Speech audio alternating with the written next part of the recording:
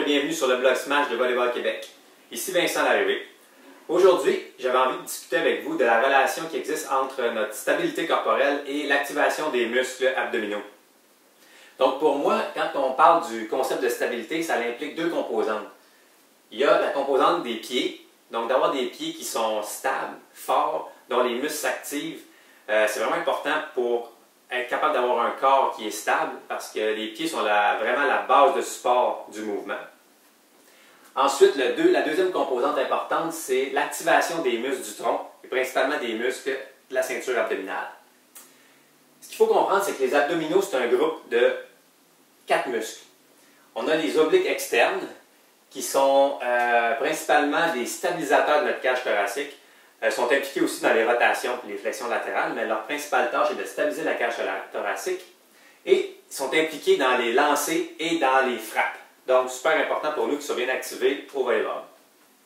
Ensuite de ça, il y a les obliques internes qui sont eux aussi des rotateurs et des fléchisseurs latéraux, mais leur principal travail est de stabiliser notre colonne au niveau lombaire.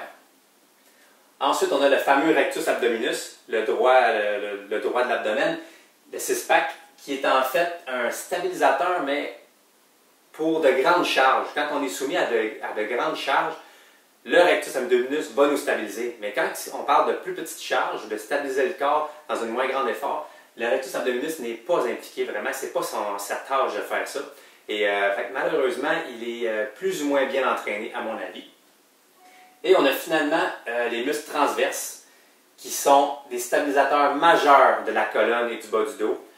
C'est probablement les muscles abdominaux les plus importants et malheureusement les moins entraînés.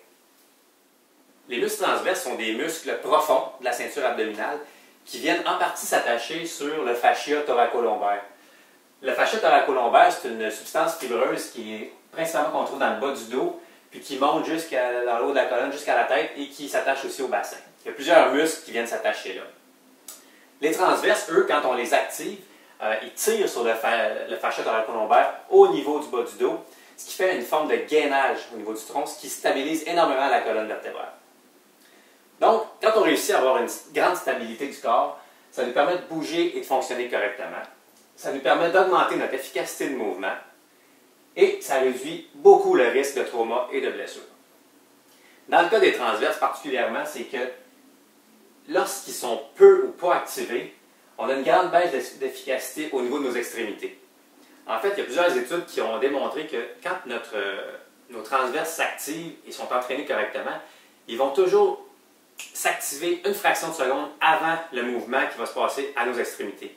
Donc, ce qu'il faut comprendre, c'est que le mouvement part du tronc pour aller vers les extrémités. Si les transverses sont solides, l'efficacité de mouvement est très grande. Sinon, ça peut compliquer la qualité du mouvement. Une autre chose importante, c'est que lorsque les transverses ne sont pas activés, la colonne est vraiment instable et c'est probablement la première cause des douleurs lombaires.